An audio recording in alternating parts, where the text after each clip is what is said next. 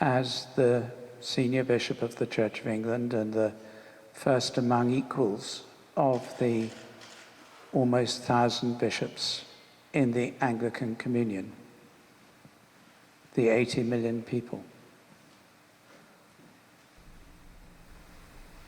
I am sorry.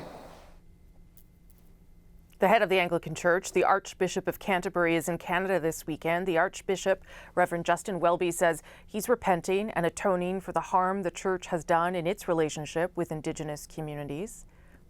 Yesterday, he was at the James Smith Cree Nation just outside of Prince Albert, Saskatchewan. Patricia Ballantyne was also there. She's a residential school survivor from that province, and she joins me now. Patricia, nice to see you this morning.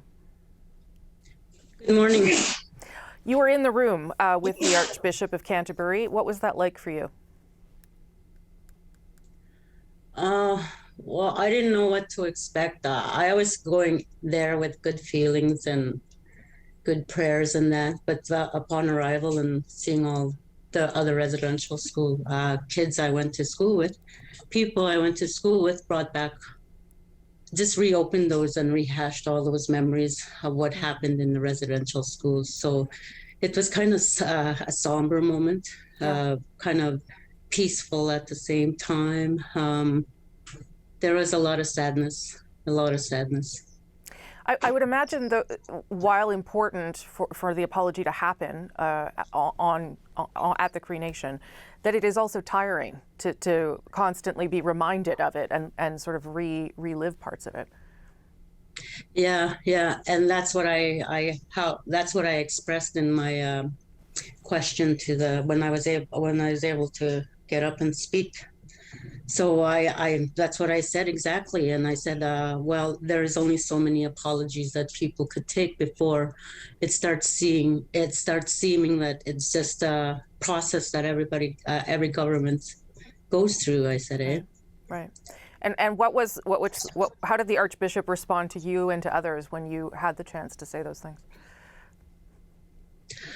He like any other preacher, you would expect him to behave and how he'd respond in a loving way, in asking for forgiveness and that. So when he asked me to forgive him, I kind of stepped back and looked at him, and I had to remind him and say, like, well, I don't know if I could forgive you because you are not the one that, I don't know if I should be forgiving you because you are not the one that did anything to me. You weren't here when all this was happening. So why would you ask for our forgiveness when it was the church and the people who worked for the church in those days? I said, so it didn't seem like it was genuine to me. Like it comes from so many different people that haven't been or even know how we feel as residential school survivors. Sure. The Anglican Church had apologized before, but this of course is different because he's on Canadian soil making the apology here. The Pope is now expected to come and do that sometime this summer potentially. Is that important that it happens on First Nations, on the land where it took place? Is that important in your view? It is important because it's where they made the treaties too. It would be appropriate that they do come and do their apologies to the First Nations people on the reserves.